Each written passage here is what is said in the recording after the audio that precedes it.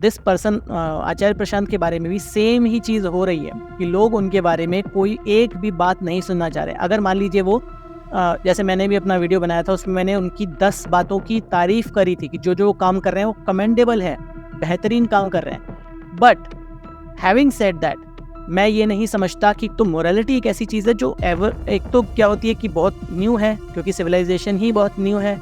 अगर 2.5-3 लाख साल का ह्यूमन हिस्ट्री का देखा जाए तो उसमें मोरालिटी आई बहुत लेट।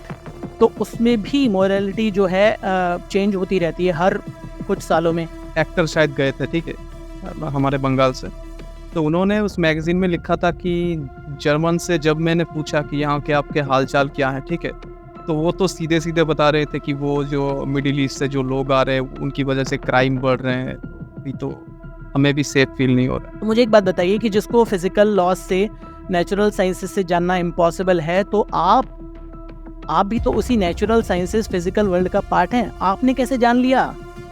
आपको ऐसी कौन सी दिव्य पावर मिल गई जो आपने जान लिया, जो बाकी पूरा जमाना नहीं जान पा रहा है? सोचिए कि सभी को ये सेल्फिश जीन वाला जो आइडिया है कि हम कैसे चलते हैं, ये सब पता चल जाए, ये सब, अच्छा, तो आपको क्या लगता है कि सोसाइटी कैसी होगी? कि मतलब सभी को पता चल जाए कि जीवन का कोई पर्पस नहीं है, हम सिर्फ डीएनए हैं और डीएनए की तरह हमको रेप्लिकेट करना है, बस यही सब ऐसा सोचेंगे तो क्या होगा?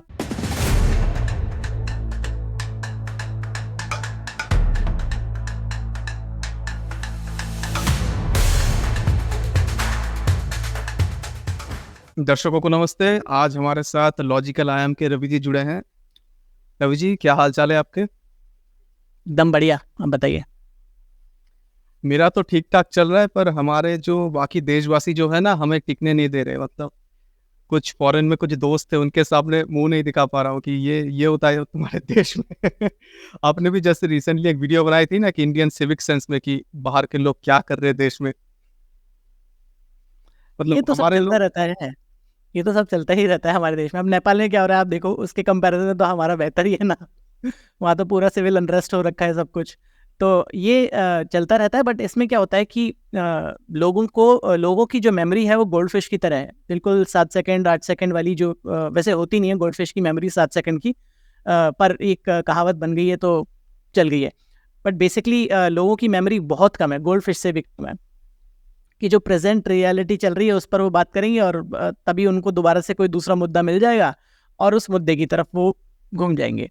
तो ये सब चलता रहता है। बट आई थिंक ये एक ऐसा मुद्दा है जिस पर बात रेगुलरली होनी चाहिए, क्योंकि अभी जैसे अभी बात चल रही थी कि जैसे जितने भी फेस्टिवल हैं वो वहाँ पर भी होने लग गए हैं। जैसे जो गणेश विसर्जन है वो वहाँ पर भी होने लग गया है। आई थिंक लंदन की अभी न्यूज़ सुन रहा था मैं, जिसमें वो नदी में वो विसर्जन कर रहे थे जैसे यहाँ पर करते हैं, जो कि अलाउड नहीं है वहाँ पर, यूके के जो भी लॉज में जितना जानता हूँ। या फिर जो सड़कों पर प्रोसेशन चल रहे हैं वो भी वहाँ पर सब शुरू हो गया है। तो इंसान का ये है कि जहाँ पर वो जाता है वहाँ पर उसको अपने हिसाब से रहना पसंद है, कि अपना अपना अपने हिसाब से वो सारी दुनिया बना लेना चाहता है। This is really common for human beings. जो वहाँ पे यूके में ये सब इलीगल है, तो अरेस्ट नहीं किया उन लोगों को? अरेस्ट करा होगा, पर वो सब जैसे किसी भी नदी में कोई भी किसी भी तरह का, I don't want to call it waste, but for them it is a waste. कि आप कोई भी ऐसी चीज़ डाल रहे हो नदी में जो कि अलाउड नहीं है, तो वो वहाँ पर डालना इट्स नॉट लीगल। किसी भी नदी में, किसी भी देश में, किसी भी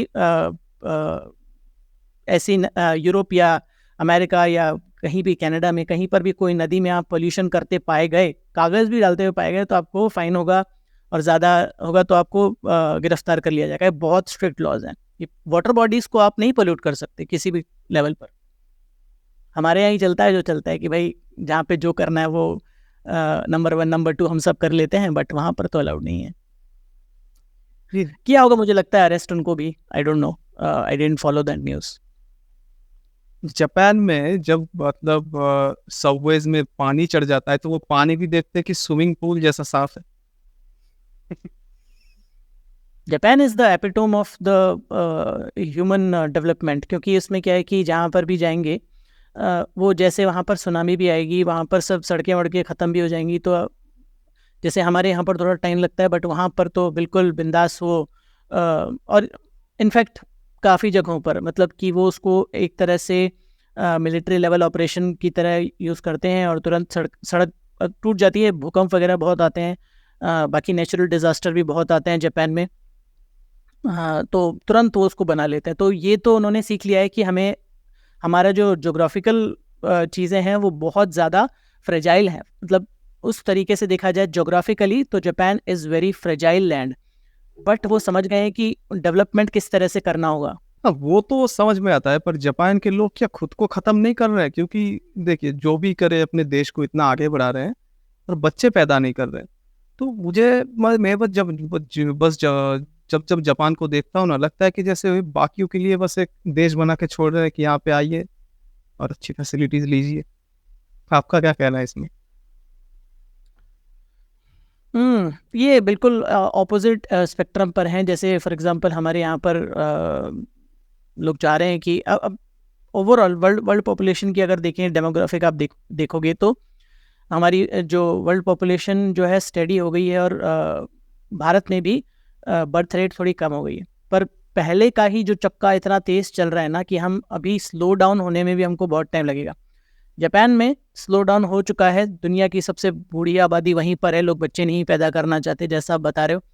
तो पर ये हमेशा मैं इस मामले में एक तर्क देता हूँ कि इसमें क्या होता है कि this is something very personal issue कि मैं अगर बच्चे पैदा करना चाहता हूँ तो मेरे को हक है, और जो नहीं पैदा करना चाहता उसको भी हक है। तो ये एक ऐसी चीज़ है कि ना सरकार कुछ कर सकती है, ना कोई और कुछ कर सकता है। जिसको लगता है कि मेरे को बच्चे नहीं पैदा करने तो नहीं करने। और जो जनरल जापान में ट्रेंड, जापान में ही क्यों, बाकी यूरोपियन कंट्रीज़ में भी यही ट्रेंड है कि ना हमें शादी करनी है, ना ही बच्चे पैदा करने हैं। मतलब कि जो मैरिटल इंस्टीट्यूशन है वो थोड़ा-सा डिक्लाइन हो ही रहा है। ये सत्य है कि ना उनको शादी करनी है, ना ही बच्चे पैदा करने हैं, क्योंकि वो बर्डन उनको एक तरह से लगता है कि क्यों करना है। और अगर ह्यूमन डेवलपमेंट के बेसिस पर या फिर क्लाइमेट चेंज के बेसिस पर भी देखा जाए तो आप देखोगे कि बहुत सारे जो एंटी नेटलिज्म सपोर्टर हैं वो कहते हैं कि बच्चे नहीं पैदा करना चाहिए। किसी ह्यूमन को आप लेकर आ रहे हो तो आप सबसे ज़्यादा बेड़ा गर्क कर रहे हो उस दुनिया का। Again everybody is entitled for their own opinion, but मुझे ऐसा लगता है कि it is a very deeply personal issue कि अगर मेरे को शादी करनी है, मेरे को बच्चे पैदा करने हैं कि नहीं। तो वो अगेन इसमें सरकार भी कुछ नहीं कर सकती है। अभी आपने एक न्यूज़ भी देखी होगी कि रशिया में जो ग्रोथ रेट कम हो गई है पॉपुलेशन की, तो सरकार कह रही है कि आओ हमारे यहाँ पर आओ, बच्चे पैदा करो और जाओ। तो ये तो हर जगह पर बच्चे वहाँ ऐसा पे हो छोड़ नहीं छोड़ के चले जाए, बच्चे वहाँ पे। नहीं, नहीं, मतलब आओ, रहो और बच्चे पैदा करो। जैसे कनाडा में भी ऐसा ही होता था। मैं रहा हूँ कनाडा में काफ़ी सालों तक, तो वहाँ पे सरकार प्रमोट करती है क्योंकि जो पॉपुलेशन है वो बढ़ ही नहीं रही है, पॉपुलेशन। तो वो चाह रही है कि बाहर से लोग आएँ, इमिग्रेंट्स आएँ, वो अपनी आबादी बढ़ाएँ, यहाँ की आबादी बढ़ाएँ, यहीं पर रहें, यहाँ के डेवलपमेंट में हिस्सेदारी करें, सो फोर्थ। क्यों? तो बेसिकली वो इमिग्रेंट पर डिपेंडेंट है, जापान हो, चाहे रशिया हो या कनाडा हो या कहीं पर भी हो। क्योंकि वहाँ के लोग तो नहीं चाह रहे हैं बाय एंड लार्ज कि मैं बच्चा पैदा करूँ या शादी करूँ and this and that. This is very, very clear.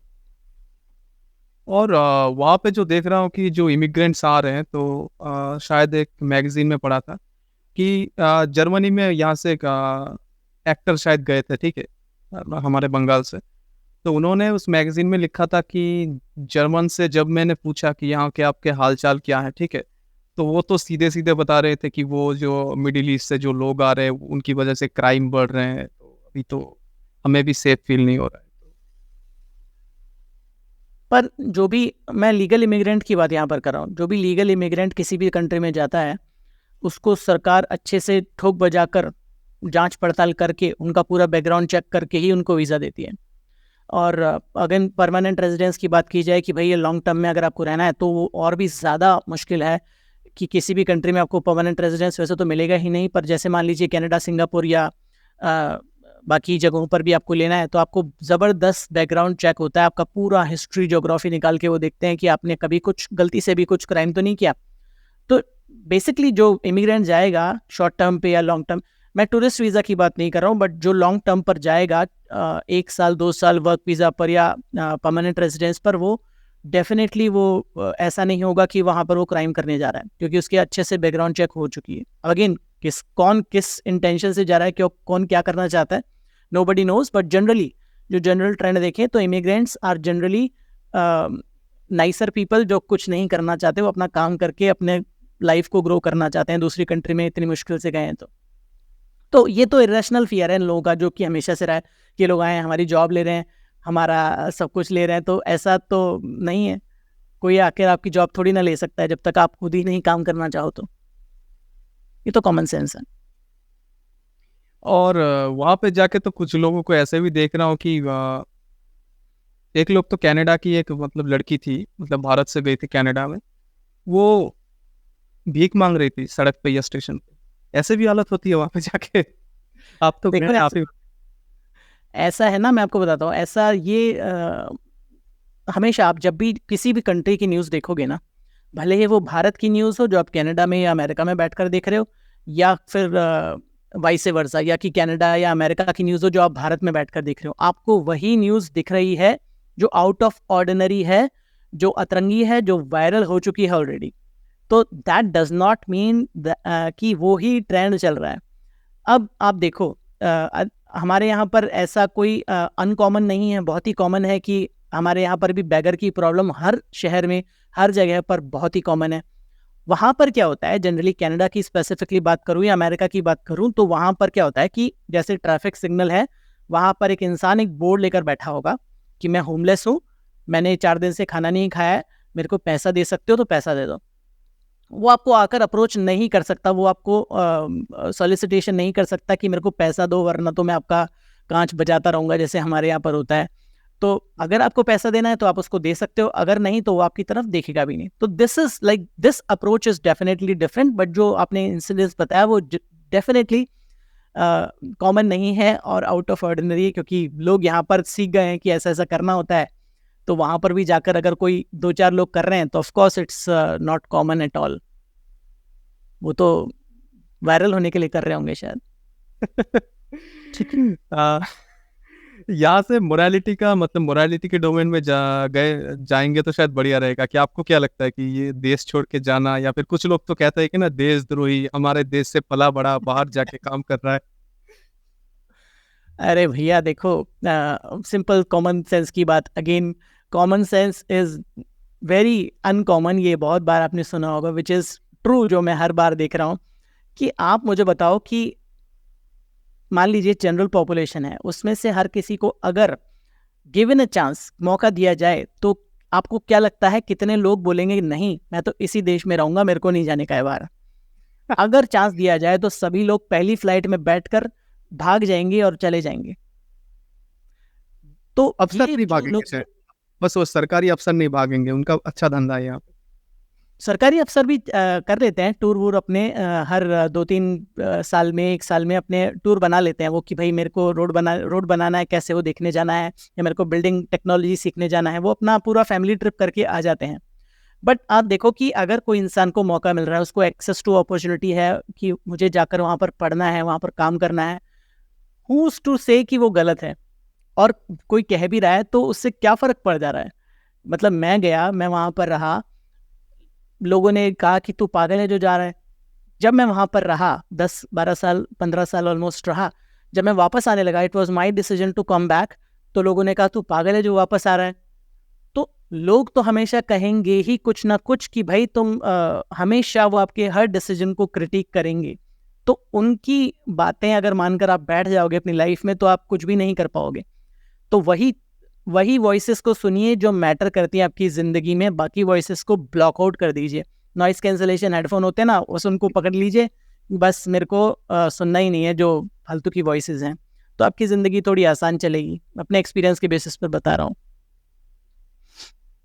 Ji, morality के बारे में बात की तो एक दूसरा सवाल भी पूछना चाहूँगा आपसे कि हाँ, मोरालिटी की बात भी अगर इसको कंटिन्यू करेंगे ना, मोरालिटी आपने बोला ना, morality actually is a concept which is very new to human civilisation. मतलब उस एस्पेक्ट से भी अगर बात करें ना अपन, तो मोरालिटी एक ऐसी चीज़ है जो एवर, एक तो क्या होती है कि बहुत न्यू है, क्योंकि सिविलाइजेशन ही बहुत न्यू है। अगर 2.5-3 लाख साल का ह्यूमन हिस्ट्री का देखा जाए तो उसमें मोरालिटी आई बहुत लेट। तो उसमें भी मोरालिटी जो है चेंज होती रहती है हर कुछ सालों में।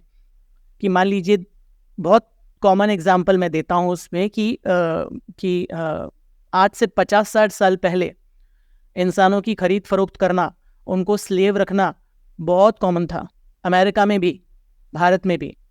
यहाँ पर भी लोग जो गरीब तबके को दास बनाकर, दास प्रथा यहाँ पर भी चल रही थी, अमेरिका में भी चल रही थी, ऑलमोस्ट हर जगह पर चल रही थी। जो भी दबी कुचली सोसाइटीज़ थी वो खरीद फरोख्त ही हो रही थी उनकी, और अमीर लोग, जो पढ़े लिखे लोग थे, जो सो कॉल्ड अपर सोसाइटी में थे, वो उनको दबाकर शोषण कर रहे थे।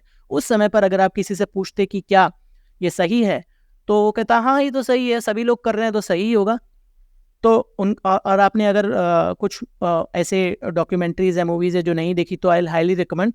बहुत सारी ऐसी मूवीज़ है जो आपको उस समय की अमेरिका की रियलिटी बताती, क्योंकि अमेरिका में सबसे ज़्यादा डॉक्यूमेंटेड है कि कैसे स्लेवरी कॉमन थी, कैसे उनके हाउस होल्ड अलग थे, कैसे कैसे उनको सेम जगह पर नाकाम करने दिया जाता था। और भारत में भी बहुत कॉमन है, भारत की भी बात करें तो बहुत कॉमन है कि अभी भी चलता है वो, तो खैर वो बहुत लंबा हो जाएगा डिस्कशन।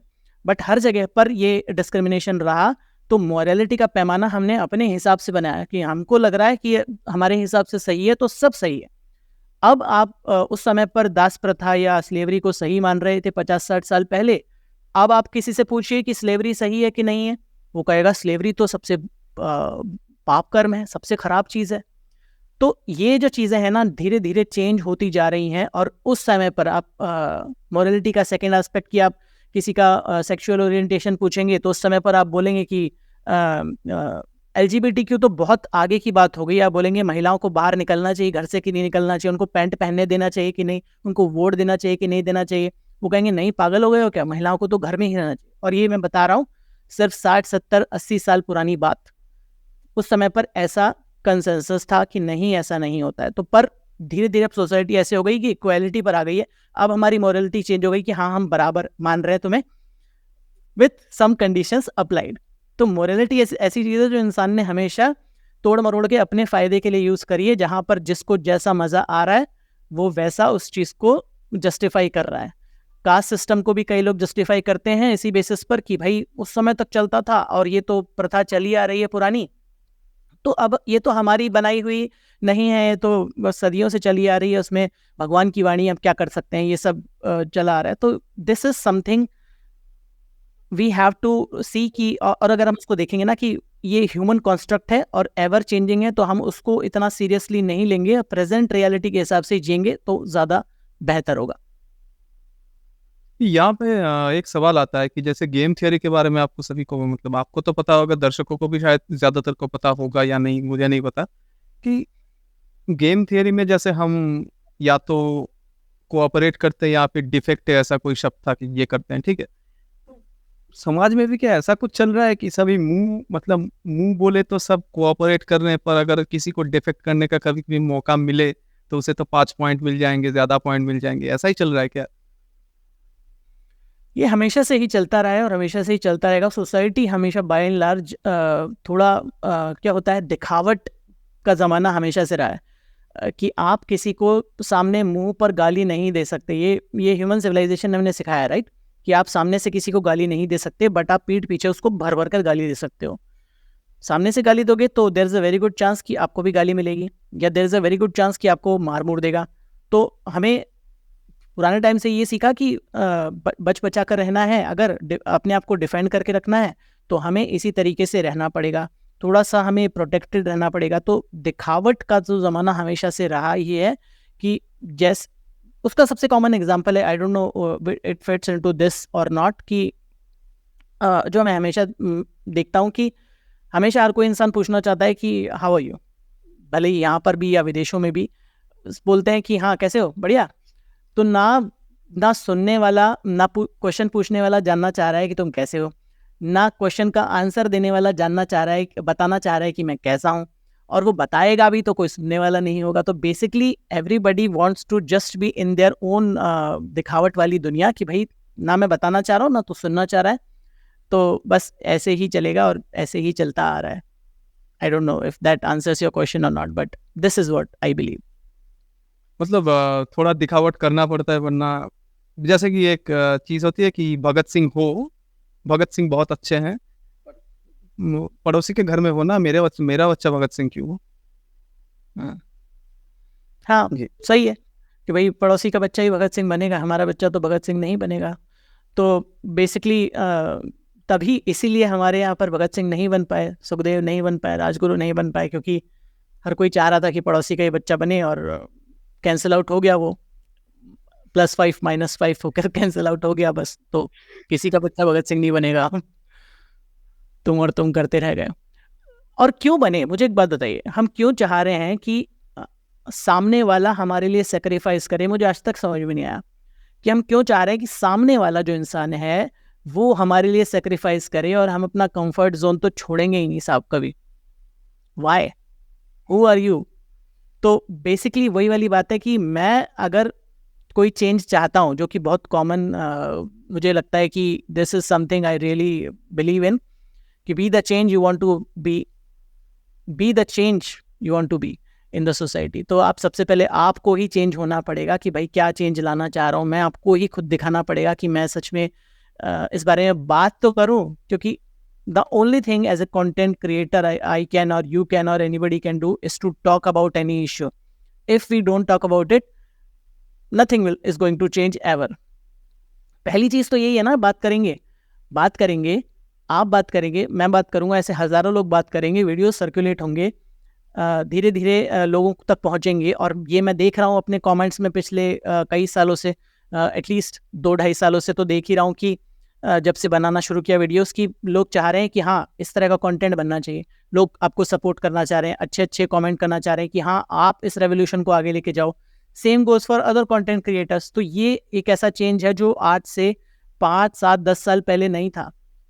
वही क्रिंज कंटेंट चल रहा था, मैं मानता हूँ कि आज भी क्रिंज कंटेंट चल रहा है, बट एटलीस्ट एक वेव आई है अच्छे कंटेंट की भी, कि हाँ लोग चाह रहे हैं कि बदलाव आएगा, कहीं से भी आएगा, किसी भी तरीके से आएगा, धीरे धीरे आएगा, बट आएगा जरूर। भगत सिंह ना सही, बट भगत सिंह के विचारों को सपोर्ट करने वाले लोग जरूर समाज में आएंगे, और आ भी रहे हैं, मुझे ऐसा लगता है। क्योंकि भगत सिंह हमें नहीं चाहिए अब, हमें भगत सिंह का 5% भी अगर कोई सोच रखता है, क्योंकि हमें अब इतना ज़्यादा मुश्किल सर्कमस्टांसेस नहीं है कि अंग्रेज़ नहीं है हमारे देश में, बट कई कई बार ऐसी सिचुएशन हो जाती है कि हमें अपनी आवाज़ उठानी पड़ती है।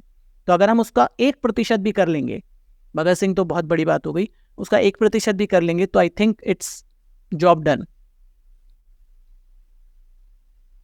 जी, यहाँ पे एक सवाल आता है कि जैसे आपने बताया कि हम कौन होते हैं सामने वाले को बताने वाले कि ये करना चाहिए, वो करना चाहिए। अगर कोई आपसे बस पूछ ले कि अगर क्रिंज कंटेंट मुझे देखना पसंद है तो मैं देखूंगा। हाँ बिल्कुल सही है।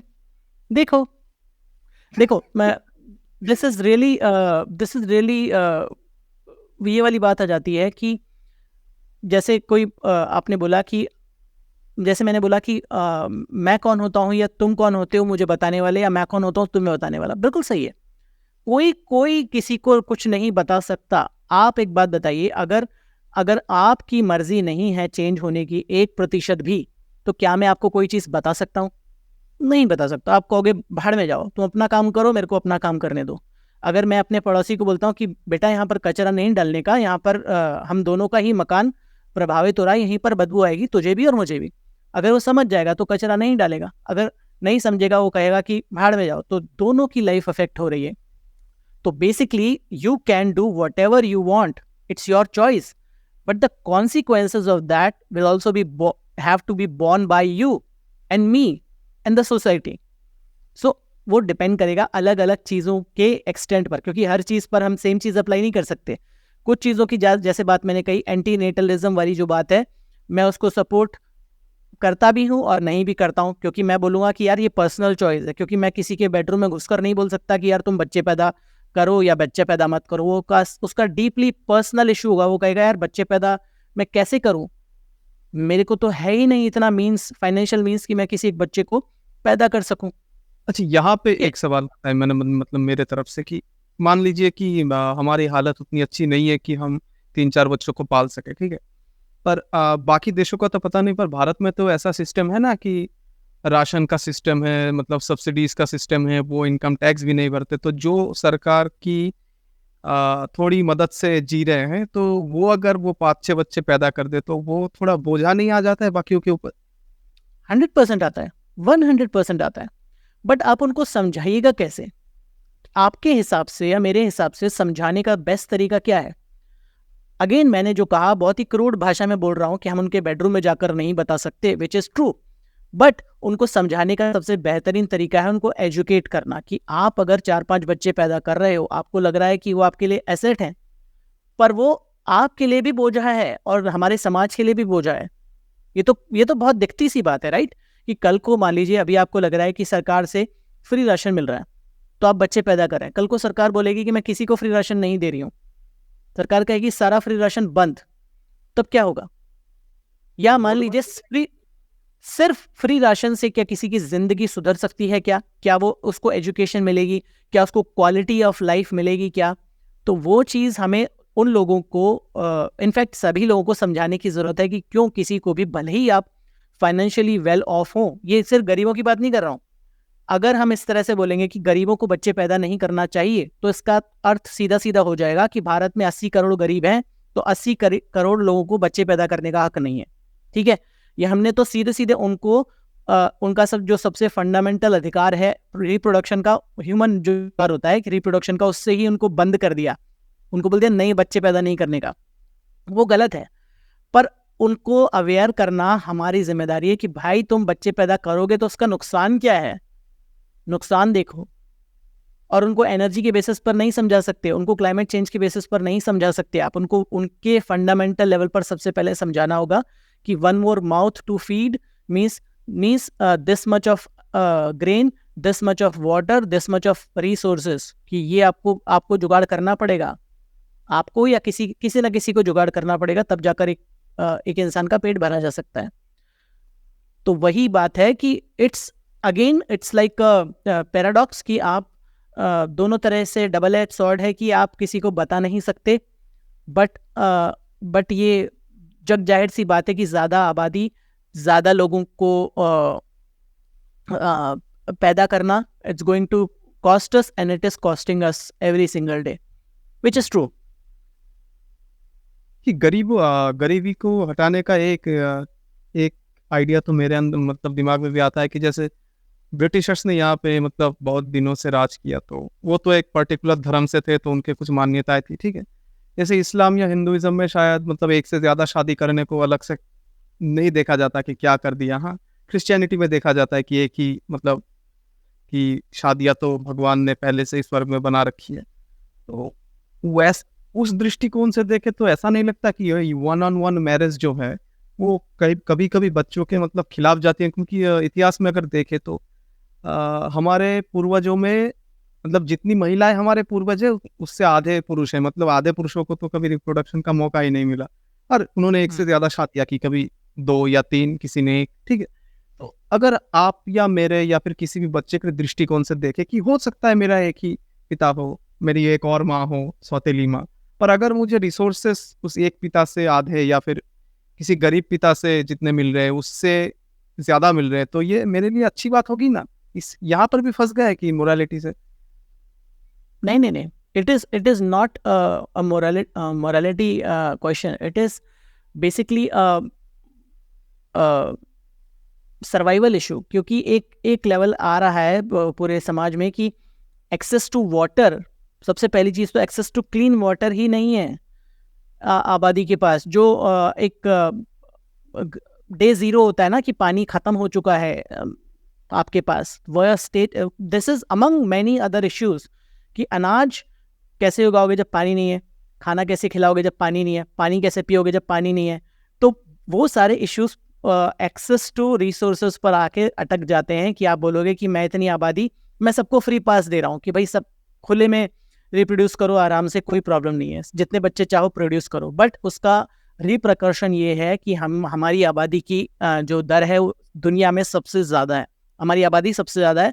अब थोड़ा सा उसमें ग्रोथ रेट में कमी आ रही है, but it's going to take, जैसे मैंने कहा कि इट्स अ ह्यूज चक्का है ये, कि इसको आप चला रहे हो बहुत तेज, तो उसको रोकने में भी तो टाइम लगेगा। तो धीरे धीरे रुक रहा है, but it's just going to take at least 20 years to further slow down, and the growth rate is going to slow down and people are going to realize. but अभी के लिए क्या करेंगे? अभी के लिए तो सबसे ज़्यादा प्रॉब्लम तो यही है ना कि पानी नहीं है, साफ पानी नहीं है। कि इतने सारी जगह हैं जहाँ पर पानी के लिए मर रहे हैं लोग, कि भाई ग्राउंड वाटर भी चला गया है 300-350 फुट पर, वहाँ पर भी पानी नहीं है। तो क्या करेगा इंसान? This is the basic fundamental requirement जिसके वजह से आप जिंदा हैं। तो आपने अगर मान लीजिए ज़्यादा बच्चे पैदा कर लिए, अमंग अदर थिंग्स, आप जो सबसे पहली चीज़ ही नहीं प्रोवाइड कर पा रहे हैं जनता को, तो what's the point of it? तो it's not a question of morality. I think morality से तो बहुत आगे चली गई है, क्योंकि सभी को सोचना पड़ेगा इसमें, अमीर गरीब हो या जो भी हो, कि करना है कि नहीं करना है। जिन्होंने कर लिया बच्चे पैदा, ऐसा नहीं कि वो लोग बहुत बड़े गुनाहगार हैं, क्योंकि मेरे भी बच्चे हैं। पर अब मैं ये सोचना चाहूँगा कि क्या अगर किसी इंसान को इसलिए मैंने कहा कि उसका पर्सनल हक है कि वो बच्चे पैदा करना चाहता है कि नहीं, वो शादी करना चाहता है कि नहीं, वो उसका हक है। बट ये भी उसका अधिकार है कि भाई वो बच्चे पैदा कर रहा है, तो क्या उसके पास इतने रिसोर्सेज हैं कि वो उनको बड़ा कर सके? तो ये एक, जैसे मैंने कहा ना, there is no clear and simple answer.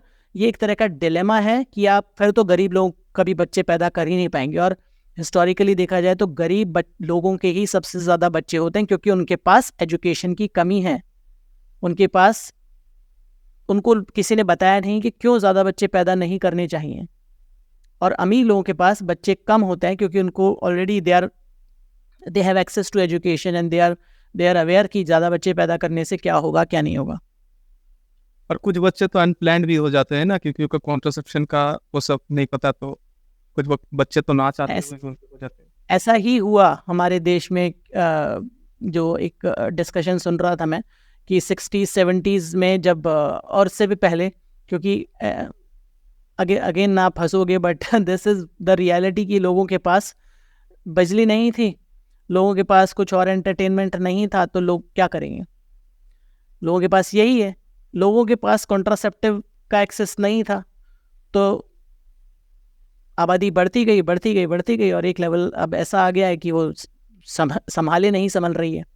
तो यही चीज़ है कि एजुकेशन की कमी और बाकी किसी और चीज़ की कमी ने लोगों को बोला कि बच्चे पैदा करो। और इसका एक ये कारण अकेला नहीं है, एक और कारण है कि पहले जो बर्थ रेट थी वो बहुत ज़्यादा, जो चाइल्ड मोर्टेलिटी बहुत ज़्यादा थी, कि मतलब 10 बच्चे पैदा हो रहे हैं तो उसमें से 2 बच्चे 3 बच्चे ही जिंदा रह रहे हैं, बाकी मर जाते थे। तो लोगों ने कहा कि अरे यार, अगर 10 बच्चे नहीं पैदा करेंगे तो हमारे पास तो होगा ही नहीं, दो बच्चे भी नहीं होंगे। तो मान लीजिए आपकी जो स्टैंडर्ड चाइल्ड मोर्टेलिटी रेट है वो 20% है, और आपके घर में वो 40%, 50% हो गई या 60% हो गई, तो आपके घर में जहाँ 2 बच्चे होने चाहिए थे, वहाँ पर आपके घर में हो गए 6-7 बच्चे। जो अधिकतर समाज में जितने भी आप देखेंगे आज से 100 साल पहले अपने बाप दादा और परदादा को, तो उन सभी के 6-6, 7-7, 8-8, 10-10 भाई बहन होंगे 100%। हमारे मतलब जितने लोगों में जानता हूँ वो ऐसे ही था कि सबके 7-8, 9-10 भाई बहन हैं, सब एक साथ रह रहे हैं। सबके पास जो ज़मीन का टुकड़ा है वो थोड़ा थोड़ा बढ़ जाता था सबको, सब इसी तरह से रह रहे थे। तो this is again like multi factor चीज़ है कि इसमें ये सिचुएशन थी। अब धीरे धीरे जब हम आज़ाद हुए, एक्सेस टू एजुकेशन हुआ थोड़ा थोड़ा, और सरकार ने भी बोला कि भाई बच्चे कम पैदा करो, कॉन्ट्रासेप्टिव की बात करी, नसबंदी का अभियान चलाया गया, जो कांग्रेस के राज में पकड़ पकड़ के उनको लोगों को नसबंदी कराई गई कि भाई अब बच्चे नहीं पैदा करने। तो इन सब का थोड़ा बहुत फ़र्क पड़ा, बट कितना एथिकल था कितना नहीं था वो again it's a different question. But कुछ उसी वजह से अब धीरे धीरे हमारी आबादी स्लो डाउन होती जा रही है, but it's just going to take again long time to come to a status जहाँ पर हम बोल सके कि हाँ अब आबादी स्टॉप हो गई है। जी, दर्शकों को भी मेरा ये न्योता है कि अब कमेंट्स में आप बताइए कि एंटीनेटलिज्म के बारे में आपके क्या विचार है। तो हम अगले टॉपिक में जाएंगे, क्योंकि ये विषय मतलब थोड़ा तो मतलब हम दो मिल के आलोचना करके कंक्लूजन में नहीं पहुंच सकते। रवि जी, आपने भी एक वीडियो बनाई थी शायद रिचर्ड डॉकिंस के किताब के बारे में, ठीक है? आपने सेल्फिश जीन ज़रूर पढ़ी होगी शायद।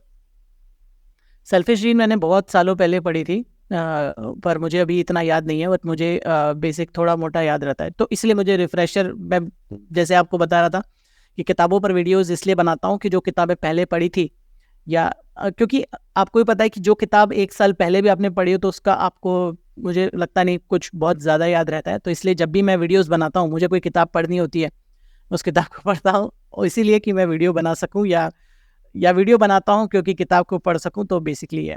पर मैंने गॉड डिल्यूजन पर वीडियो बनाया था, यस। सेल्फिश जीन पर नहीं बनाया अभी तक।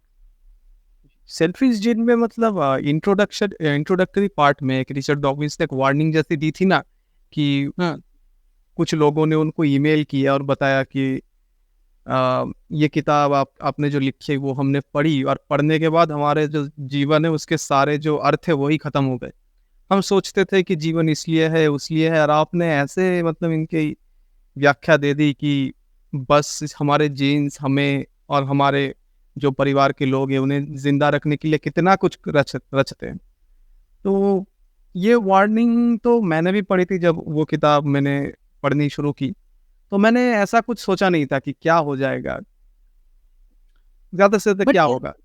But isn't it common sense कि मतलब आप अगर थोड़ा सा भी कॉमन सेंस लगाओगे तो आपको नहीं, आपको समझ में आएगा कि हमारे जो जीन्स हैं, they don't give a damn about you. मतलब सोसाइटी में डीएनए की सक्सेस ये डिटरमाइन नहीं करती कि आप एज अ स्पीशीज सक्सेसफुल रहे कि नहीं रहे, पर एवोल्यूशनरी, मतलब अगर इसको थोड़ा और आसानी से समझाऊं कि एवोल्यूशनरी, जो एवोल्यूशन इसी तरीके से किसी स्पीशीज की सक्सेस या फेलियर डिटरमाइन करता है कि कितना ज़्यादा उसका डीएनए रेप्लिकेट हुआ, कितने ज़्यादा उसका कॉपीज बने।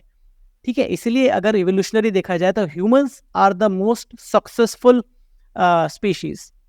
ठीक है, अगर उसको उस हिसाब से देखा जाए तो आफ्टर ऑफ कोर्स डायनासोर्स, क्योंकि डायनासोर हमारे से कहीं ज़्यादा हज़ारों लाखों सालों तक रहे हैं इस पृथ्वी पर, उनके बाद हमारा नंबर आएगा।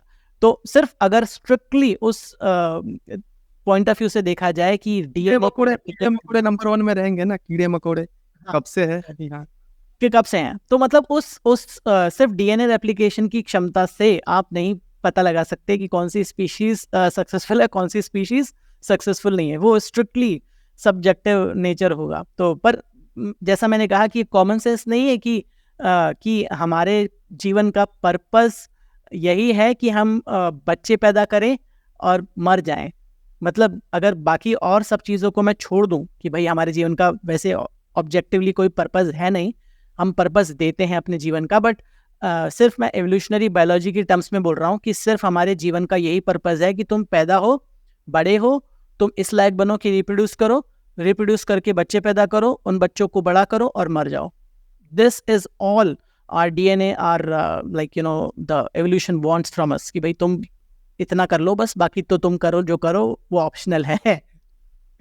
तुम किताबें पढ़ो, तुम पैसा कमाओ या ना कमाओ, तुम यूट्यूब चैनल बनाओ या ना बनाओ, ये ऑप्शनल है, बट एटलीस्ट ये करो। ये एवोल्यूशनरी सक्सेस डिटरमाइन की जाएगी उस हिसाब से कि कितना तुमने रेप्लिकेट किया कि नहीं किया। ये बहुत ही क्रूड वे में बता रहा हूँ बाय द वे, ऐसा है नहीं, बट कि क्योंकि अधिक अब आप देखो ना कि 99% स्पीशीज जो इस अर्थ पर रही वो विलुप्त हो चुकी हैं। 99% कि जो धीरे धीरे विलुप्त होती गई, क्योंकि वो उस लेवल तक डीएनए रेप्लिकेशन को नहीं कर पाए और वो डाई डाउन हो गया उनके साथ ही, किसी ना किसी रीज़न की वजह से। क्लाइमेट चेंज हुआ या उनको शिकार करके मार दिया गया ह्यूमंस द्वारा या बड़े जानवरों द्वारा, कुछ भी रहा हो, बट 99% स्पीशीज खत्म हो चुकी हैं और सिर्फ 1% स्पीशीज ही अब ओरिजिनली बची हैं, जो अगर मैं बोलूं कि शुरुआत से देखा जाए तो उस मामले में तो we are successful, but purpose तो यही है बेसिकली। अगर आप वार्निंग की बात करें तो ये तो कॉमन सेंस की बात होनी चाहिए थी कि हाँ पर्पस तो यही है और तो कुछ है नहीं ज़िंदगी में इसके अलावा। जी, मतलब उस किताब को पढ़ने के बाद जब मैंने अपने बचपन के बारे में सोचा कि बचपन से क्या यही नहीं बोल रहे थे, अब हम थोड़े इवॉल्व हो गए हैं, बाकियों से थोड़े ज़्यादा स्मार्ट है, इसीलिए हमें अलग तरीके से बोलते हैं कि जैसे कोई शेर हो या फिर कुत्ता हो। उसकी मम्मी इतनी ज़ोरों शोरों से नहीं कहते कि बेटा ये ऐसे पढ़ाई करनी है, ऐसे नौकरी लानी है, ऐसी बीवी चाहिए, उसके बाद ऐसे बच्चे पैदा करने, इतना नहीं कहते। तो हमने बस बहुत ही सरल चीज़ों को मतलब थोड़े कॉम्प्लेक्स चीज़ों के साथ जोड़ दिया है और लगता है कि जैसे हम कुछ अलग कर रहे हैं। पर तब मैंने सोचा कि यही तो है कि बचपन से बस कान के पास यही बजता आ रहा है कि देखो, देखो, देखो ऐसे बड़े हो, ऐसे बच्चे पैदा करो और उसके बाद तो भारत में संन्यास ले लो वगैरह। और एक चीज़ है मतलब बहुत अच्छी लगी उस किताब में मुझे कि डॉकिंस ने ये बताया कि जैसे आपको कोई कुत्ता काट ले कि रेबीज़ वाला, तो आप बाकियों को काटना चाहेंगे क्योंकि रेबीज़ वाला जो वायरस का डीएनए है वो चाहता है कि बाकी लोगों में पहुँचना, फैलना चाहता है। तो रेबीज़ वाले को कैसा लगता है ये आपको महसूस करना है, मतलब कैसा लगता है? आप अगर कोई मेल या फीमेल हो, आप अपने अपोज़िट जेंडर को देख के जैसे करते हो, रेबीज़ वाला भी किसी भी बंदे को देख के वही करता है कि अब मुझे अपना डीएनए फैलाना है। तो रेबीज़ वाला डीएनए भी आपसे जो करवा रहा है, आपके अंदर वाला डीएनए भी आपसे वही करवा रहा है। बिल्कुल, बिल्कुल सही है। क्योंकि सारे इसमें क्या है कि सारे हार्मोन्स जितना भी हमारी बॉडी के क्रियाकलाप हैं, हार्मोन्स से लेकर केमिकल मैसेंजर्स से लेकर हर चीज़, हमारी बॉडी का एक-एक चीज़, वो यही चाह रही है कि तुम जाओ और रिप्रोड्यूस करो। क्योंकि तुम्हें किसी ऑपोज़िट सेक्स के इंसान को देखकर अगर कोई फीलिंग हो रही है, तो वो फीलिंग इसीलिए हो रही है कि तुम उससे जाकर रिप्रोड्यूस करो। अगर ऐसा नहीं होता, एवोल्यूशनरी ऐसा नहीं होता, तो our species would have died down long time ago. कि अगर हमको फ़र्क ही नहीं पड़ता कि यार मेरे को लड़की देखकर ऐसा कुछ नहीं हो रहा या लड़की को लड़के को देखकर ऐसा कुछ नहीं हो रहा, तो आपको ऐसे ही बहुत सारी स्पीशीज खत्म हो गई कि रिप्रोडक्टिव सक्सेस ही नहीं हो पाई कि अब तो रिप्रोडक्शन का कोई मतलब ही नहीं है, क्या करेंगे, चलो। तो धीरे धीरे स्पीशीज डाइड डाउन होगा। और जो आपने पॉइंट रेस किया था ना पहले कि जापान में और यूरोप में ना कि सिर्फ लोग शादी और बच्चे नहीं करना चाह रहे, वो उनके अंदर करने की जो अर्ज है वो भी कम होती जा रही है। तो एक टर्म आया था एसेक्सुअल, की मतलब एक ऐसे लोग जो कि ना किसी भी तरह के काम में इंटरेस्टेड नहीं है, भले ही वो मतलब हो या किसी दूसरे ऑपोजिट के साथ एनकाउंटर हो, वो उसमें इंटरेस्टेड नहीं है, they just don't want it. तो ऐसे लोगों की संख्या भी बढ़ रही है। मतलब पॉपुलेशन के साथ साथ इस तरह के लोग भी बढ़ रहे हैं कि जिनको इस तरह के क्रियाकलाप में इंटरेस्टेड नहीं है। तो जब सोसाइटी में इस तरह के लोगों की और ज़्यादा से ज़्यादा संख्या बढ़ेगी, तो हमारी स्पीशीज़ के एग्जिस्टेंस पर भी संकट उठेगा। टाइम लगेगा इसमें, बट हाँ, ऐसे ही स्पीशीज़ खत्म होती हैं। जितने भी मास एक्सटिंक्शन हुए, आई डोंट नो अगर जो देख रहे हैं उनको पता है कि नहीं है, 6 मास एक्सटिंक्शन हुए हैं। 6th आई थिंक चल रहा है, 6th या 7th, मुझे एग्जैक्ट याद नहीं आ रहा है, ठीक है। और 6th में हम हैं अभी फिलहाल।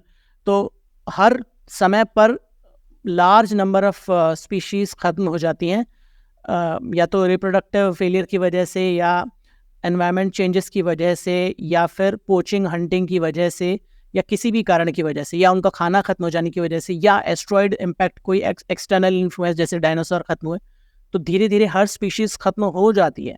हम अपने आप को इसलिए समझ रहे हैं तो क्योंकि हमें लगता है कि हम हमेशा से थे और हमेशा रहेंगे। बट सिर्फ ये एग्जांपल दूँ ना कि डायनासोर्स 66 मिलियन ईयर्स तक इस अर्थ पर रहे और हमें अभी 2.5-3 लाख साल भी नहीं हुए हैं। तो मतलब ओवरऑल मैं होमो सेपियंस की बात नहीं कर रहा हूँ।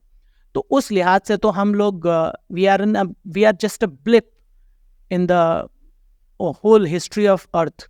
तो हम किस बेसिस पर बोल रहे हैं कि हम सबसे स्पेशल हैं? अब हम अभी ख़त्म हो जाएंगे कुछ हज़ारों सालों में, जैसा हालात चल रहे हैं हम ख़त्म हो जाएंगे, और कोई और स्पीशीज़ हमसे इवॉल्व होकर या completely new species take over कर लेगी इस अर्थ को। तो ये तो चलता रहता है, this is like the nature का लॉ है कि हम आएंगे, फिर कोई और आएगा, फिर कोई और आएगा, फिर कोई और आएगा। तो this goes and fourth, goes back and forth like that. खत्म होने की बात जब जब सुनता हूँ ना, तब तक एक शब्द दिमाग में आ जाता है, ठीक है। अंग्रेजी में नहीं आता है, अपनी भाषा में आता है, पर यहाँ पे कहता हूँ कि स्पिरिचुअलिटी, ठीक। तो अभी कुछ ज्यादा ही मतलब इस लाइन पे लोग नहीं खड़े हो रहे हैं कि स्पिरिचुअलिटी, मुझे भी नहीं पता शायद क्या है, मुझे जानना भी नहीं है। मुझे स्पिरिचुअलिटी से ज्यादा सोना पसंद है, ठीक है। तो पर्सनल मैटर बोल रहा हूँ कि सोना पसंद है मुझे। अब यहाँ पे इतनी भीड़ क्यों हो रही है, आपको क्या लगता है? बहुत ही इसका अगर डीप डाउन आप एनालिसिस करोगे ना, तो आपको समझ में आएगा कि जो हमारे आसपास की चीज़ें हैं वो बहुत ही ज़्यादा रैंडम है। यूनिवर्स इन जनरल, अगर आप थर्मोडायनेमिक्स की बात भी करते हैं तो उस हिसाब से रैंडम है।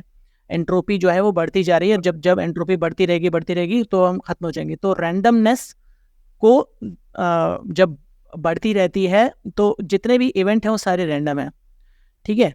तो इस रैंडमनेस में हमें पता नहीं है कि कौन सी चीज़ किस वजह से हो रही है। जो अगर आपके टेबल पर कोई ग्लास रखा हुआ है तो ग्लास टूटेगा किसी एक पर्टिकुलर सेकंड या नहीं, वो आपको नहीं पता। और जब ग्लास टूटेगा तो कितने पीसेस में टूटेगा वो आपको नहीं पता। तो ये एक छोटा सा एग्जाम्पल दिया मैंने। अब उसी सेम एग्जाम्पल को आप अपने पर लीजिए कि आप अगर घर से बाहर निकल रहे हैं तो आप आज जिंदा वापस आएंगे या नहीं वो आपको नहीं पता। हो सकता है आपको कोई गाड़ी उड़ा दे, बस से उड़ा दे, आपके ऊपर कुछ गिर जाए, या आप बीमार हो जाए, या आपको there can be hundreds of things, right. तो जब दुनिया में इतनी अनप्रेडिक्टेबिलिटी है तो इंसान क्या करेगा? और जब उसको उस अनप्रेडिक्टेबिलिटी का, रैंडमनेस का कोई कारण ही नहीं पता कि क्यों हो रही है ये रैंडमनेस, तो उस क्या करता है, वो इसका रीजन एट्रीब्यूट करने की कोशिश करता है कि ये हो रहा है इसकी वजह से, ये हो रहा है उसकी वजह से। तो ये जितनी भी चीज़ें सामने निकल कर आई हैं, and again I am not targeting spirituality in general, मुझे भी नहीं पता कि स्पिरिचुअलिटी क्या होती है, और आई एम श्योर कि मेजॉरिटी ऑफ लोगों को नहीं पता कि स्पिरिचुअलिटी होती क्या है। ये सिर्फ रैंडम चीज़ें लोग बोल देते हैं, और ऐसी चीज़ें जो समझ में नहीं आती हैं तो आपको लगता है कि समझ में नहीं आ रही है तो कोई बहुत ज़बरदस्त चीज़ होगी। अगेन आपको बहुत सारे कमेंट आएंगे इसमें, बट ये है, सत्य है कि जो भी एब्स्ट्रैक्ट चीज़ें हैं, जो भी बहुत एब्स्ट्रैक्ट कॉन्सेप्ट हैं जिसके बारे में हमें नहीं जानते, जिसका एग्जैक्ट आंसर हम नहीं जानते, तो हम कहते हैं कि कोई ना कोई ऐसा डिवाइन सुपर नेचुरल रीज़न होगा। और भगवान का अस्तित्व भी इसी बेसिस पर ही है कि हम चूंकि कंट्रोल नहीं कर सकते इस दुनिया को, हम कुछ नहीं कर सकते, राइट। जैसा मैंने बताया, घर से बाहर निकलकर हमें नहीं पता कि हम जिंदा रहेंगे नहीं रहेंगे, तो हम एट्रीब्यूट करते हैं उसको किसी सुपरनैचुरल पावर से, कि हम चल रहे हैं किसी सुपरनैचुरल पावर की मदद से। वो हमें बनाकर रखे हुए है, वो हमें जिंदा रखे हुए है, वही अर्थ पर सारी चीज़ों को चला रही है वो पावर। तो उससे निकल कर आती है वो चीज़ जो कि बोलती है कि इतना सब कुछ हमें पता है, ये फिजिकल साइंसेज है, और उसके आगे जो बियॉन्ड आता है वो सुपर नेचुरल साइंसेज है। तो नेचुरल साइंसेज जो हमें पता है सारी चीज़, साइंस को जो कि बढ़ता जा रहा है उसका डोमेन, आज से 50 साल पहले हमें नहीं पता था बहुत सारी चीज़ें, अब हमें बहुत सारी चीज़ें पता है। तो नेचुरल साइंसेज का डोमेन बढ़ता जा रहा है और सुपर नेचुरल साइंसेज का डोमेन श्रिंक होता जा रहा है। तो जिस दिन सुपर नेचुरल साइंसेस का डोमेन श्रिंक होकर बिल्कुल छोटा छोटा हो जाएगा, तो अब हम कहेंगे कि स्पिरिचुअलिटी नाम की कोई चीज़ नहीं होती। पर अभी चूंकि हमें नहीं पता, और मैं स्केप्टिक हूँ, मैं साइंटिफिक पर्सन हूँ, मैं ये नहीं कह सकता कि स्पिरिचुअलिटी नाम की कोई चीज़ नहीं हो सकती, there is no super natural power involve. हाँ, मैं ये कह सकता हूँ कि 99% there can be no God, no super natural power, and 100% मैं ये कह सकता हूँ कि जिस फॉर्म में हम उसको पूज रहे हैं, जिस फॉर्म में हम जान रहे हैं, उस फॉर्म में 100% that power does not exist. But तो भी ये जो 99% वाली चीज़ है कि 1% I am still not sure, क्योंकि हम साइंस को नहीं पता कि क्या चीज़ चल रही है।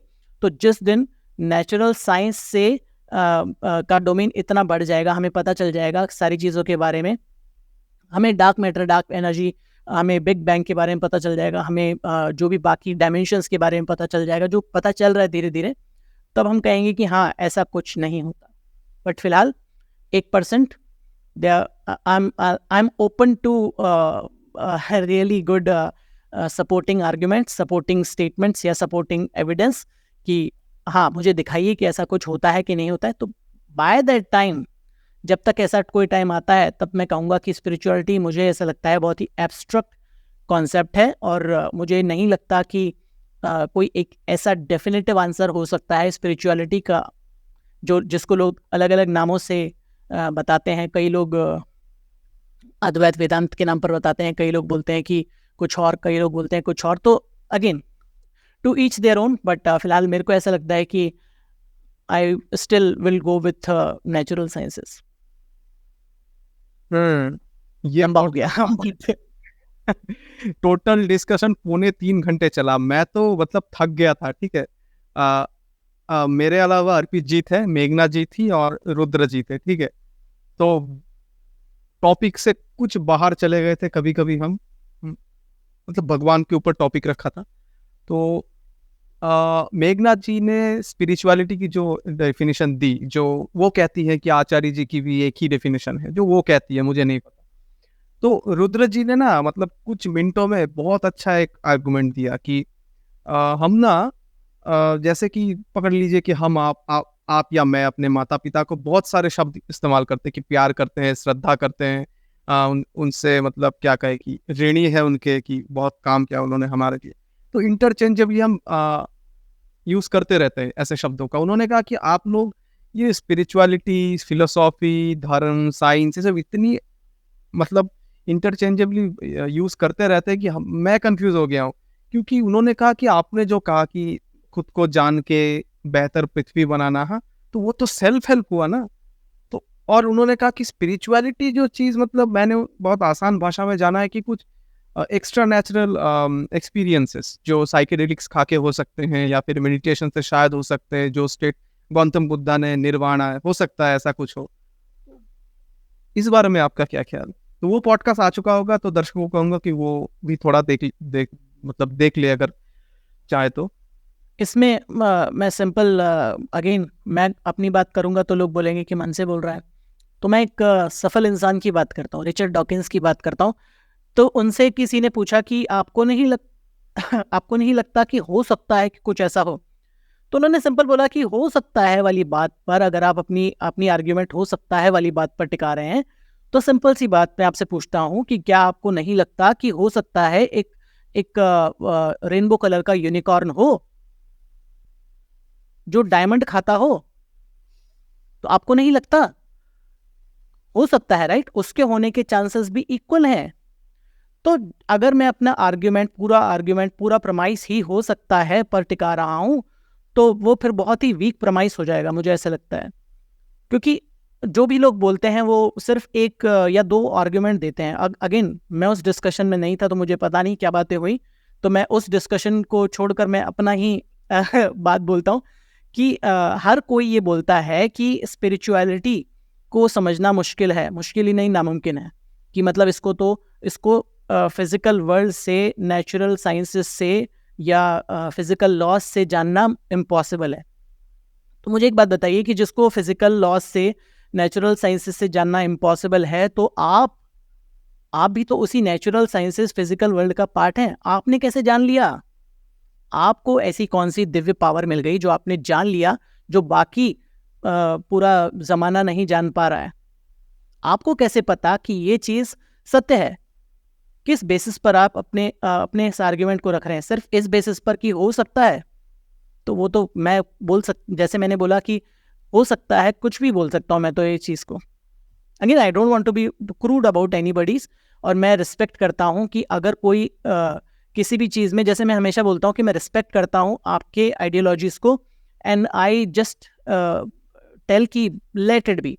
अगर मैं बोल रहा हूँ कि मेरा मैं सॉलिड आर्ग्यूमेंट्स की बात कर रहा हूँ, साइंटिफिक आर्ग्यूमेंट्स की बात कर रहा हूँ, तो आप उसको ऐसे हवा में नहीं उड़ा दे सकते एक सेकेंड में कि तुम्हारे जो आर्ग्यूमेंट है सिर्फ फिजिकल वर्ल्ड पर चलते हैं, नेचुरल साइंसेस के आर्ग्यूमेंट सिर्फ फिजिकल वर्ल्ड में चलते हैं। तो मैं वही कह रहा हूँ कि आपको कैसे पता कि इस वर्ल्ड के बाहर कोई सुपर नेचुरल वर्ल्ड है? ये आप किस आर्ग्यूमेंट के बेसिस पर कह रहे हैं? बस इसका आंसर मुझे दे दीजिए, तो मैं भी मान लूंगा। मुझे भी कुछ ऐसा दिव्य मिल जाएगा तो मैं भी अपनी ज़िंदगी को और बेहतर बना पाऊंगा। ये बेसिक सा क्वेश्चन, मेरा बेसिक सा प्रमाइस होता है, जो कि जनरली मैं पूछता हूँ अक्सर लोगों से। जी। तो दर्शकों को भी मेरा ये सवाल था, मतलब सवाल है कि किसी को अगर पता हो तो कमेंट्स में जाके हमारे इस सवाल का जवाब दीजिए, अगर आपको पता है शायद। और यहाँ पे ना मैं एक चीज़ देखता हूँ कि जो हरारी जी की जो रिसेंट किताब आई है ना, सितंबर या अक्टूबर में, पिछले नेक्सस। साल। हाँ, नेक्सस। नेक्सस मैंने ऑर्डर करके वो 1 महीने में ही पढ़ ली थी पहले ही। तो एक आइडिया जो पहले चैप्टर या दूसरे चैप्टर में शायद था, मैंने नहीं पढ़ी, मैंने मैंने रखी हुई है, पर मेरे को पढ़ने का टाइम नहीं मिला, तो मैं उस बारे में बात नहीं कर पाऊंगा, बट हाँ मुझे पढ़नी है। नेक्स्ट किताब शायद हाँ, मैं वही पढ़ूंगा। हाँ, जी। मैं तो बट हाँ उनकी अगर आप किताब के बताना चाहें तो। हाँ, मैं तो उनके किताब का बड़ा मतलब इस बारे में मैं भक्त हूँ, ठीक है, कि उनकी किताब का मैं बहुत बेसब्री से इंतज़ार करता हूँ कि अगली कब लिखेंगे वो। तो पहले या दूसरे चैप्टर में शायद उन्होंने कहा कि 2 तरीके की चीज़ें होती हैं, एक होती है ट्रुथ और एक होता है ट्रुथ और दूसरा होता है ऑर्डर। हम जाने-अनजाने ना ये भूल जाते हैं कि दोनों चीज़ें अलग हैं। और जैसे कि अ, कुछ लोग मैं वो उदाहरण मतलब सभी को पता है कि जैसे अर्पित जी कहते हैं कि सच बताना चाहिए, वो ट्रुथ की तरफ है। और काउंटर आर्गुमेंट ये आता है या आचार्य जी के जो फॉलोअर्स हैं उनसे कि आचार्य जी जो अच्छा काम कर रहे हैं, आप उनके पीछे क्यों पड़े हैं? तो ये दोनों ना अलग ही चीज़ है, वो ट्रुथ मान रहे हैं या ऑर्डर मान रहे हैं। मतलब आचार्य जी कोई वो मतलब उनका आर्गुमेंट ये रहता है कि वो तो अच्छा काम कर रहे हैं, ऑर्डर की तरफ है। मतलब जैसे कि मान लीजिए कि कॉन्स्टिट्यूशन ये तो है नहीं ना, लेकिन समाज को तो बनाए हुए हैं। तो ये एक आइडिया नेक्सस में बहुत तगड़ा लगा मुझे कि हमें भी नहीं नहीं, पता कि हम आर्गुमेंट तो कर रहे हैं कि एक व्यक्ति ट्रुथ के पक्ष में है, एक ऑर्डर के पक्ष में है, दोनों को ही नहीं पता। और वो सोच रहे हैं कि हम आर्गुमेंट में कोई कंक्लूजन में पहुंच जाएंगे। मैं आपको बताऊं, अधिकतर लोग जो है ना भारत में जो है वो, again this might sound really crude, but Bharat में अधिकतर लोगों की खुद की कोई सोच नहीं है, क्रिटिकल थिंकिंग नहीं है, और साइंटिफिक टेम्परामेंट का भयंकर अभाव है। इसी वजह से मैंने अपने वीडियोस बनाने शुरू किए थे फर्स्ट प्लेस में। I am a very introverted शाई पर्सन जो कभी कैमरा पर शायद नहीं आता, बट चूंकि मेरे अंदर का ये प्रॉब्लम इतना ज़्यादा बढ़ गया था कि मुझे कैमरा पर बात करनी ही थी। इसी वजह से मैंने वीडियोस बनाना शुरू किया कि भाई मुझे बताना है कि जो तुम मान रहे हो, जो तुम बोल रहे हो, जो तुम्हारे खुद के विचार नहीं हैं, एटलीस्ट सोचना तो शुरू कर दो। तो जो मैं ये नहीं कह रहा हूं कि कोई इंसान सही है या गलत है या उसको मानना चाहिए या नहीं मानना चाहिए, मैं कभी भी नहीं बोलता हूं। अगर आपको जो इंसान पसंद है, जिस भी तरह की आइडियोलॉजीज पसंद हैं, वो आप उस पर अपनी जिंदगी जी सकते हैं, वो आपका हक है। बट सबसे पहली चीज है कि आप उस इंसान के पीछे ब्लाइंड फॉलोअर मत बन जाइए कि जैसे बाकी लोगों के साथ होता है वैसे ही आचार्य प्रशांत के फॉलोअर्स के साथ भी यही हो रहा है कि जैसे बाकी लोगों के जो फॉलोअर होते हैं, मान लीजिए जितने भी बड़े बड़े लोग हैं, अनिरुद्धाचार्य से लेकर जितने बड़े बड़े बाबा हैं, अगर दूसरे धर्म में देखें तो मुफ्ती तारिक हैं या जाकिर नायक हैं, उन सबके जो फॉलोअर हैं वो उनके बारे में एक भी चीज गलत नहीं सुन सकते। आपने कोई एक चीज गलत बोली और वो आपके पीछे बंदूक लेकर पड़ जाएंगे, राइट? तो same is going again for this person. Acharya Prashant के बारे में भी सेम ही चीज हो रही है कि लोग उनके बारे में कोई एक भी बात नहीं सुनना चाह रहे। अगर मान लीजिए वो जैसे मैंने भी अपना वीडियो बनाया था, उसमें मैंने उनकी 10 बातों की तारीफ करी थी कि जो जो काम कर रहे हैं वो कमेंडेबल है, बेहतरीन काम कर रहे हैं। बट हैविंग सेड दैट, मैं ये नहीं समझता कि कोई इंसान 100% सत्य हो सकता है। मैं ये भी नहीं समझता कि मैं 100% सत्य हूं या आप हैं या कोई भी इस दुनिया में है। हम सब सत्य की तलाश में हैं और कुछ चीजें हम उसमें से सही कर रहे हैं, कुछ चीजें गलत कर रहे हैं। मैं भी कर रहा हूं गलत, आप भी कर रहे हैं गलत, हर कोई इंसान गलत कर रहा है। आचार्य प्रशांत और anybody else is also not an exemption. वो भी जो चीज गलत कर रहे हैं वो कर रहे हैं। इनफैक्ट प्रेमानंद जी महाराज जो बोल रहे हैं, जिनके बारे में लोग आजकल के उनके बारे में एक बात भी नहीं सुनेंगे, वो भी, उन्होंने भी काफ़ी चीज़ें जो बोली हैं वो सत्य नहीं हैं, पर काफ़ी चीज़ें बोली हैं वो अच्छी हैं जो लोगों को पसंद आ रही हैं। तो बेसिकली ये है कि आप जिस भी इंसान को फॉलो कर रहे हैं, उस इंसान के बारे में एटलीस्ट ये समझ लीजिए कि वो इंसान 100% सत्य हमेशा नहीं हो सकता। जो वो बात कर रहा है वो 100% सत्य नहीं है। तो आपको we have to take it with a grain of salt कि भाई जो बात कर रहे हैं ना, एटलीस्ट आपको जो बात और जैसा मैंने कहा कि इट फ्यूल्स कि भाई बहुत सारे लोगों के पास क्रिटिकल थिंकिंग ही नहीं है, सोचने समझने की शक्ति ही नहीं है, उनका अपना खुद का ओपिनियन ही नहीं है। वो अपना ओपिनियन भी बनाते हैं किससे? वीडियोस देखकर, कि किसी भी टॉपिक पर कोई वीडियो होगा, उसके बाद उस वीडियो को देखकर मैं अपना ओपिनियन बनाऊंगा, वरना खुद का तो कोई ओपिनियन ही नहीं है। तो वो प्रॉब्लम वहां पर आती है कि जब खुद का कोई ओपिनियन नहीं है, खुद क्रिटिकल थिंकिंग नहीं कर पा रहे हैं, तो जब कोई इंसान कुछ भी बोल दे रहा है और वो उनको हिट कर जा रही है, तो वो बोल रहे हैं कि इसके बारे में बात नहीं करने का। जो मैं हमेशा बोलता हूँ कि एक मीम है अन्नू कपूर साहब का, जो अंताक्षरी में बोला था उन्होंने, इस चीज़ पे नहीं बोलने का, इस चीज़ पे नहीं बोलने का। तो वो हमेशा लोग इसको ही पकड़ कर बैठ जाते हैं कि इस चीज़ पर नहीं बोलने का। तो मैं कहता हूँ क्यों नहीं बोलने का? हर चीज़ पर बोलने का हक होना चाहिए। हम एक सिविक सोसाइटी में रहते हैं, तो अगर मुझे किसी इंसान की बात में लग रहा है कि ऐसा कुछ कमी है, तो क्यों नहीं उसको क्रिटिक किया जा सकता? ऐसे ही तो हम किसी इंसान को पेडेस्टल पर बिठा देते हैं ना, फिर वो इंसान जब उस पेडेस्टल पर बैठ जाता है तो वो कहता है मेरे बारे में बात नहीं करने का, क्योंकि मैं तो वो हो चुका हूँ, बिल्कुल डिवाइन स्टेटस मिल चुका है मुझे। तो वही चीज़ मुझे लग रहा है कि कुछ गिने चुने अच्छे लोग हैं, आचार्य प्रशांत को भी मैं उसमें ही मानता हूँ, अच्छे लोगों की कैटेगरी में। तो हम उस कैटेगरी में आचार्य प्रशांत को ना ले जाएं कि वो जो बोल रहे हैं वो बिल्कुल सही है और उनका कुछ गलत नहीं हो सकता। तो बस ये छोटा सा आर्ग्यूमेंट मेरा होता है हमेशा हर किसी के साथ में। जी। जैसे आपने बताया कि भारत के लोगों में अपना कोई मत नहीं होता है, वो वीडियोस या कुछ ऑनलाइन कुछ उठा लेंगे, वो देख के कुछ बताएंगे और कहेंगे कि ये तो मेरा ही मत है। तो जीवन के एक पड़ाव से शायद हम सब गुजरे हैं, मतलब सब नहीं, ज़्यादातर लड़के गुजरे होंगे कि शायद उन्होंने ऐसी वीडियोस या ऐसी एडवाइस ली होगी कि लड़कियों में कैसे फेमस हुआ जाए। ठीक है, एक उदाहरण के तौर पे ले रहा हूँ ताकि सब रिलेट कर सके। तो वहाँ पे मतलब मैंने भी ली थी आज से बहुत सालों पहले, जब 10वीं 11वीं में पढ़ता था शायद। हाँ, तो एक चीज़ मैंने नोटिस की उन कंटेंट पे, वो फोकस करते थे खुद को कैसे दिखाओ। वो कहते कॉन्फिडेंट दिखाओ, खुद को कॉन्फिडेंस कैसे लाना है वो नहीं, खुद को अमीर दिखाओ कि ये वाली वॉच पहन लो, ये वाली शर्ट पहन लो, ऐसे बात करो कि जैसे तुम बहुत इंटेलेक्चुअल हो, ताकि वो इम्प्रेस हो जाए सामने वाले। तो ये लोग भी जैसे जब कोई आर्गूमेंट ऑनलाइन उठाते हैं या फिर वीडियो से उठाते हैं, कुछ थोड़ा तो शायद पर्सनल ले लेते हैं ना, कि मैंने ही बताया, अब मुझे दिखाना है कि मेरा भी एक, क्या कहूँ, मैं बहुत लॉजिकल हूँ और बाकी लोगों से थोड़ा। That is true, that is true. तो उसमें क्या होता है कि आजकल तो बहुत बड़ी बड़ी बैसाखियाँ लोगों के पास है ना, कि अगर मैंने कोई बात कही फॉर एग्जांपल, जो उनको लगा कि इसमें काउंटर किया जा सकता है, तो वो क्या करेंगे, चैट जीपीटी के पास जाएंगे और वो उसमें वो आर्ग्यूमेंट रखेंगे और उस आर्ग्यूमेंट के बेसिस पर मुझे डायरेक्ट रिप्लाई कर देंगे बड़े बड़े लंबे लंबे पैराग्राफ में। तो वो आर्ग्यूमेंट भी बोरोड है ना बेसिकली, कि जो आर्ग्यूमेंट का रिस्पॉन्स भी बोरोड है। और वो कैसे पता चल रहा है? अधिकतर लोग तो इतने समझदार होते हैं कि वो जो कोटेशन मार्क होता है उसको भी नहीं हटाते हैं, तो पता चल जाता है कि ये इनका वक्तव्य नहीं है।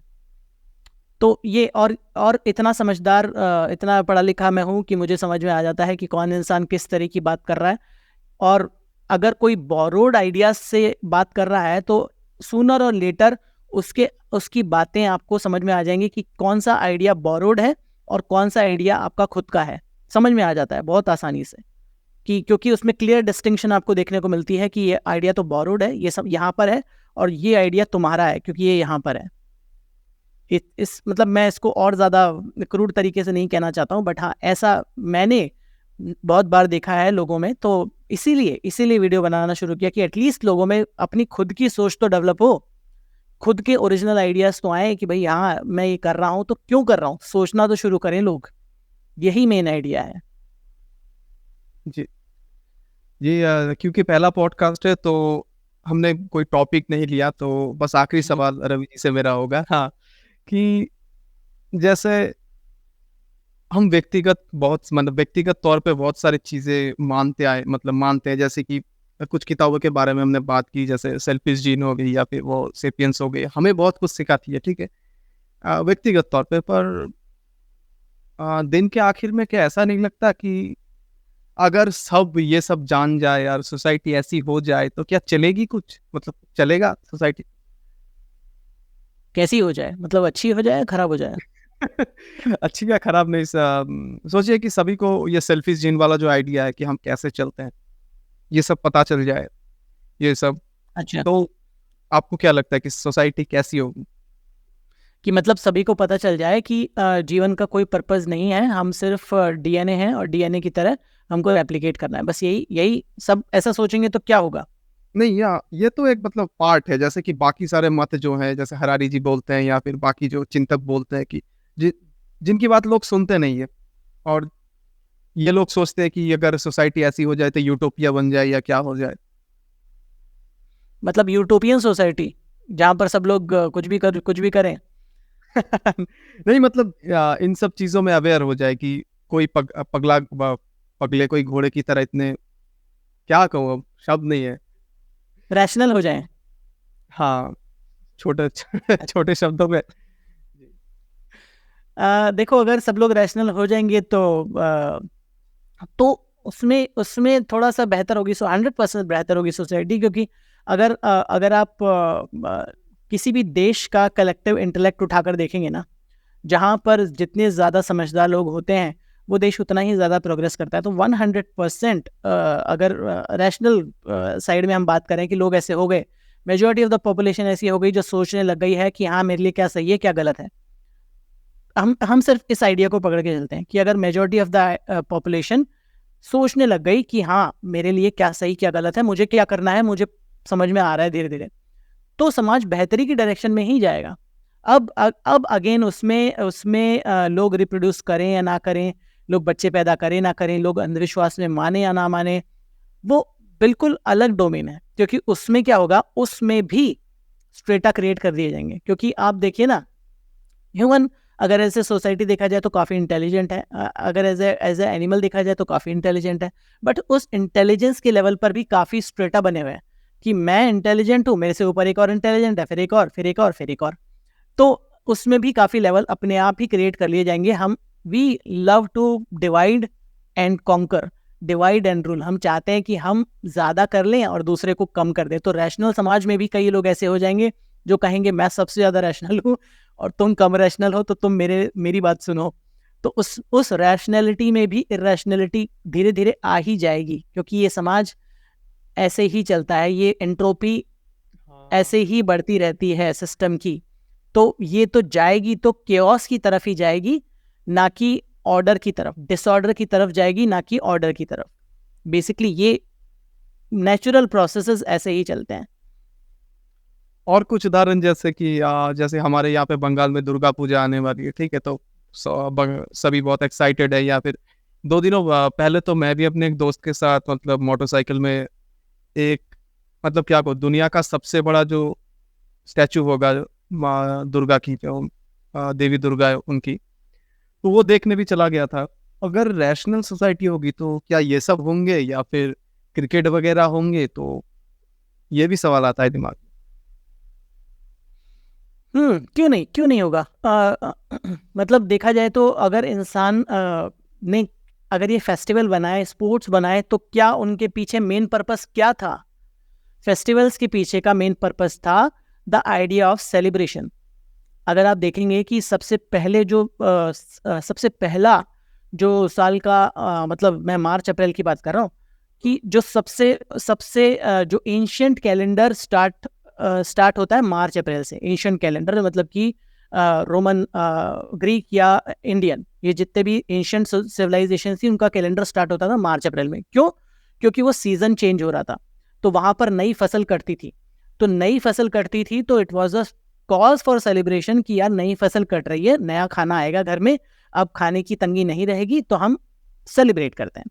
तो celebrations are the main purpose for any festival. उसको फिर धीरे धीरे समाज ने जोड़ लिया धर्म के साथ में, कि धर्म की वजह से हम सेलिब्रेट कर रहे हैं। बट मेन आइडिया जो सेंट्रल आइडिया था फेस्टिवल के पीछे, वो सेलिब्रेशन था। जो स्पोर्ट्स के पीछे जो सेंट्रल आइडिया था वो सेलिब्रेशन था, जो फन था, कि मैं पूरा दिन काम कर रहा हूँ, खेत में मजदूरी कर रहा हूँ, शाम को अगर मैं जाकर थोड़ा सा खेल लूंगा तो मेरा दिमाग भी अच्छा चलने लगेगा। तो ये सेलिब्रेशन तो कोर आइडिया है ह्यूमन दिमाग को ऑफलोड करने का, तो वो तो हमेशा रहेगा। मतलब ऐसा नहीं है कि आप रैशनल हो गए तो आप मिठाई नहीं खाएंगे, या आप रैशनल हो गए तो आप अच्छे कपड़े नहीं पहनेंगे, आप रैशनल हो गए तो आप फेस्टिवल नहीं मनाएंगे। मैं ऐसी रैशनैलिटी को रैशनैलिटी नहीं मानता, मैं तो उसको दिखावा मानता हूँ। मेरे को सारे फेस्टिवल पसंद हैं, मैं उसमें बहुत मज़े करने की कोशिश करता हूँ। द कोर आइडिया इज कि आप किसी अंधविश्वास में, किसी ऐसी परंपरा में, किसी ऐसी परिपाटी में ना विश्वास करें जो आपको लॉन्ग या शॉर्ट टर्म में नुकसान दे रही है। ये मेन आइडिया है रैशनैलिटी का, ना कि आप मजे करना बंद कर दो। मजे तो करने के लिए ही पैदा हुए हैं हम, और है क्या पर्पस जिंदगी का? To have fun, to cause minimum pain to yourself and others, and leave this earth better than what you found. Basically ये पर्पस है लाइफ का, लार्जर स्केल पर देखा जाए तो उससे ज्यादा कुछ नहीं है। बाकी तो जीवन में दुख है ही ना, मंडे टू फ्राइडे। थोड़ा सा मजे कर लेगा इंसान तो it's good for the mental health as well. तो ये मुझे लगता है फेस्टिवल को उससे कनेक्ट करें, फन से, तब ज़्यादा हम अच्छे से जी पाएंगे लाइफ को। जी, बहुत से जवाब मिले, बहुत से सवाल रह गए, तो रवि जी इतना समय आपने दिया इसके लिए बहुत शुक्रिया। और अगर आपको अच्छा लगा होगा तो दोबारा भी आपको बुलाएंगे। बिल्कुल बिल्कुल, बहुत मज़ा आया। और मैं अर्ज करूँगा लोगों से सब्सक्राइब करो। जितना अच्छा कंटेंट आपको मिल रहा है उसके हिसाब से तो आपको सब्सक्राइब करना चाहिए, उनके ज़्यादा से ज़्यादा रीच बढ़ानी चाहिए। तो क्योंकि बहुत कम लोग ढंग का काम कर रहे हैं, अगर आप उनको भी रिवॉर्ड नहीं करेंगे तो किसको रिवॉर्ड करेंगे?